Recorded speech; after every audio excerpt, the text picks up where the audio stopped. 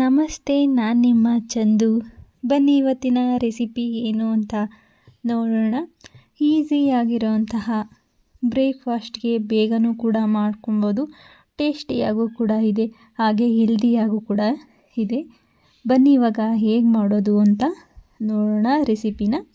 ನಾನು ಇಲ್ಲಿ ಒಂದು ಬಟ್ಲಿನಲ್ಲಿ ಅವಲಕ್ಕಿ ತೊಗೊಂಡಿದ್ದೀನಿ.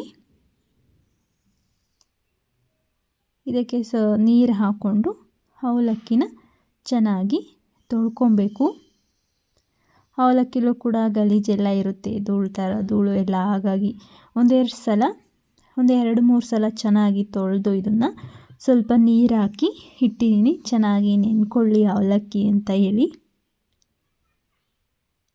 ಅವಲಕ್ಕಿನೂ ಕೂಡ ನೆನ್ಕೊಂಡಿದ್ದೆ. ಹಾಗೆ ನಾನಿಲ್ಲಿ ಸಣ್ಣದಾಗಿ ಕಟ್ ಮಾಡಿರೋಂಥ ಈರುಳ್ಳಿ, ಹಾಗೆ ಕೊತ್ತಂಬರಿ ಸೊಪ್ಪು, ಕ್ಯಾರೆಟ್, ಸ್ವಲ್ಪ ಆಲೂಗೆಡ್ಡೆ, ಹಸಿಮೆಣಸಿನ್ಕಾಯಿ, ಹಾಗೆಯೇ ಹೆಸರು ಬೇಳೆನ ತೊಳೆದು ನೆನೆಸಿಟ್ಟಿರೋಂಥ ಹೆಸರು ಬೇಳೆನ ತೊಗೊಂಡಿದ್ದೀನಿ.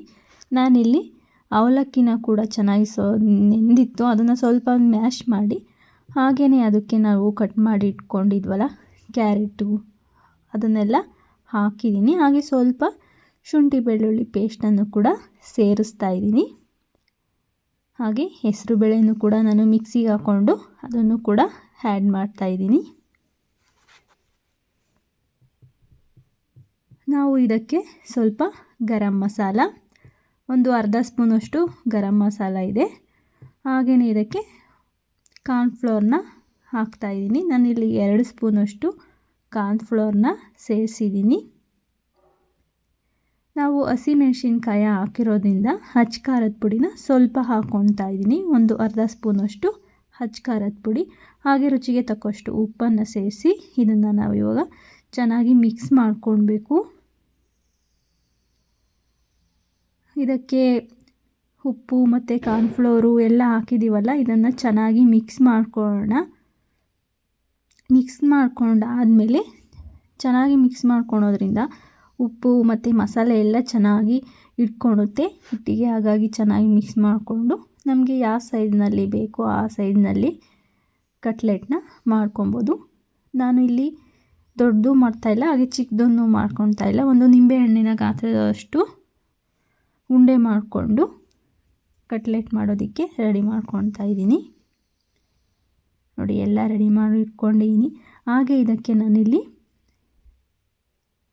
ರವೆ ಚಿರೋಟಿ ರವೆ ತೊಗೊಂಡಿದ್ದೀನಿ. ರವೆನಲ್ಲಿ ಇದನ್ನು ಅದ್ದಿ ಚೆನ್ನಾಗಿ, ನಂತರ ಇದನ್ನು ನಾವು ತವ ಮೇಲೆ ಬೇಯಿಸ್ಕೊಳ್ಬೇಕು. ಜಾಸ್ತಿ ಕಟ್ಲೆಟ್ ಮಾಡೋದಕ್ಕೆ ಎಲ್ಲ ಬ್ರೆಡ್ಡನ್ನು ಯೂಸ್ ಮಾಡ್ಕೊತಾರೆ. ನಾನು ಸ್ವಲ್ಪ ಚೇಂಜ್ ಇರಲಿ ಅಂತ ಹೇಳಿ ಇವತ್ತು ರವೆನಲ್ಲಿ ಮಾಡ್ತಾಯಿದ್ದೀನಿ. ಹಾಗೆ ಒಂದೊಂದನ್ನೇ ಮಾಡ್ಕೊತಾ ತವ ಮೇಲೆ ಹಾಕಿದ್ದೀನಿ. ಸ್ವಲ್ಪ ಎಣ್ಣೆ ಹಾಕಿದ್ದೀನಿ. ಹಾಗೆಯೇ ಇದಕ್ಕೆ ಸ್ವಲ್ಪ ಜಾಸ್ತಿ ಎಣ್ಣೆ ಕೂಡ ಹಾಕ್ಕೊಳ್ಬೋದು. ನಾನು ಸ್ವಲ್ಪ ಎಣ್ಣೆನ ಹಾಕ್ಕೊಂಡು ಡೀಪ್ ಫ್ರೈ ಮಾಡ್ಕೊತಾ ಇದ್ದೀನಿ.